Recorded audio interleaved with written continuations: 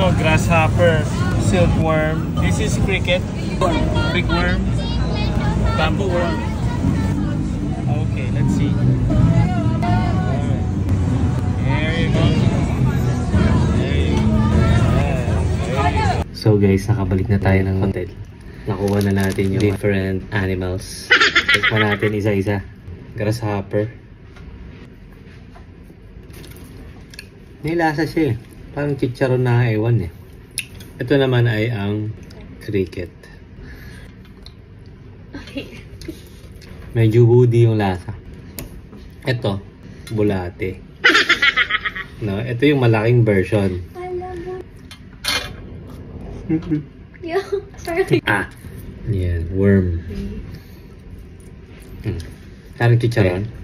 Let's see. Nasarap sila, parang pika-pika eh.